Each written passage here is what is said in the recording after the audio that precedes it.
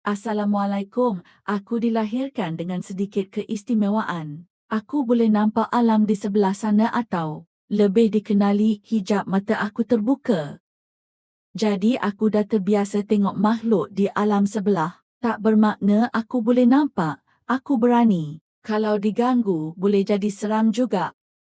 Kalau aku ternampak, aku akan buat-buat tak nampak untuk kesejahteraan hidup.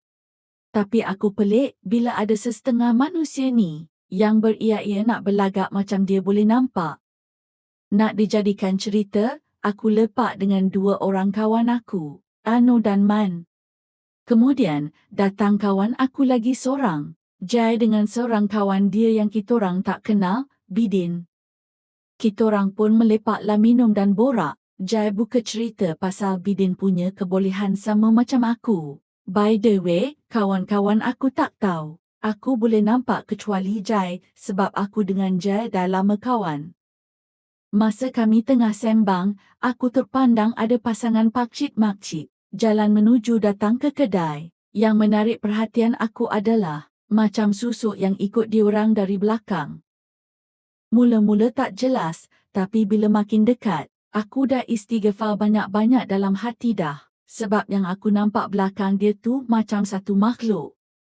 Tapi tak tahu perempuan ke laki. Rambut kusut masai, baju macam kain kuto buruk, tengah jalan, tapi badan dia dalam keadaan rukuk, dan tangan dia panjang kurus kering. Bila aku dah ternampak tu, aku buat-buat pandang tempat lain.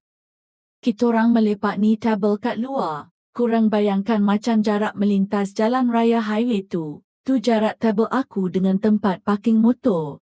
Lepas tu, sampai separuh jalan dari jarak tu, aku curi-curi pandang. Nampak macam makcik tu tunjuk-tunjuk dekat. Benda tu macam isyarat suruh dia berdiri kat situ. Aku dah fikir macam mana aku nak pergi dekat motor aku tu. Sebab aku sorang je park dekat situ dan kawan aku yang lain parking dekat tempat lain. Dalam tengah berfikir tu, tiba-tiba Ano dengan Main cakap nak balik dah. Jai dengan Bidin pun bangun sekali nak balik juga. Aku dah buntu. Lepas tu aku tarik Jai tepi. Aku cuma minta dia teman aku pergi kat motor aku. Jai macam faham. So, kitorang berjalan ke motor. Bidin ikut dari belakang. Masa nak pergi ke motor tu, aku cakap dekat Jai dengan nada yang rendah. Benda tu depan ni je. Tapi kau sembang dia dengan aku buat bodoh. Jai pun angguk faham. Nasib baik Jai ni jenis cool gila. Dengan Bidin pula aku tak cakap sebab aku expect dia boleh nampak. Aku pandang ke arah lain masa tengah berselisih dengan makhluk tu. Berdebar juga jantung aku. Tapi nasib baik sebab aku buat-buat borak dengan Jai. Jadi taklah cuak sangat. Lepas melintas benda tu, tiba-tiba, ptuih, alahai, si Bidin ni boleh pula meludah. Dia boleh meludah betul-betul depan benda tu. Aku automatik tepuk dahi. Aku ingat dia boleh nampak. Jai dah tanya-tanya aku, kenapa aku tepuk dahi. Masa aku nak cakap tu, Bidin dekatkan diri dengan aku dan Jai. Tak jadilah aku nak cerita. Aku terus jalan laju kat motor aku. Sampai kat motor, aku cakap kat Jai, kau balik nanti dengan si bengap ni ke? Jai mengiyakan aja. Muka Bidin dah tertanya-tanya je, lepas tu dia tanya-tanya kenapa. Sambil-sambil tu, aku curi-curi pandang benda tu. Kau tahu tak tadi mula-mula dia rukuk hadap kedai. Sekarang ni, dia rukuk hadap kitorang. Aku terus pakai helmet. Aku cakap dekat Jai, kalau boleh balik lambat sikit. Lepak dulu kat kedai. Baca ayat kursi ke apa-apa yang dia boleh. Lepas tu, aku terus sound Bidin. Lain kali kau tak nampak, kau jangan buat-buat nampak. Bidin muka tertanya-tanya dan bengang dengan aku.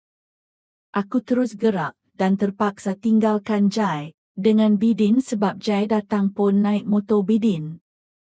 Aku sampai je rumah aku. Aku teks Jai kalau apa-apa terjadi kontak aku balik. Sebab aku memang tak sedap hati dan dapat rasa benda tu akan ikut diorang dan kacau diorang. Dalam beberapa jam lepas tu, Jai teks aku minta tolong datang dekat diorang. Dia send location sekali dekat aku. Aku pun terus siap dan gerak pergi dekat lokasi Jai kasih tu. Aku sampai dekat lokasi yang Jai Shah tadi tu, kedai mamak. Aku nampak Jai dengan Bidin tengah duduk termenung. Dua-dua muka pucat. Aku duduk order minum dan tanya apa yang terjadi. Nak dijadikan cerita, Bidin angin sangat dengan aku tadi. Dia tak nak tunggu, dia nak gerak balik juga time tu. Jadi Jai terpaksa ikut. Masa diorang tengah atas jalan, tiba-tiba Bidin menggelabah dan bawa motor laju. Rupanya dia nampak dari side mirror, makhluk tu tengah kejar diorang, tapi dalam keadaan rukuk tu.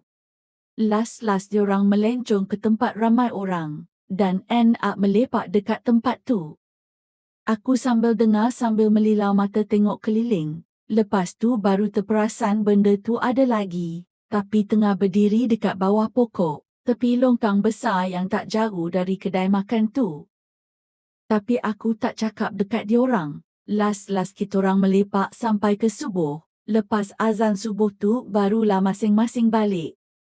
Bidin dapat belajar kat situ sebab dia punya poyo tu dah tak pasal-pasal dapat pengalaman paranormal dan dia minta maaf dekat aku sebab acak-acak boleh nampak. Sekian cerita aku hari ini.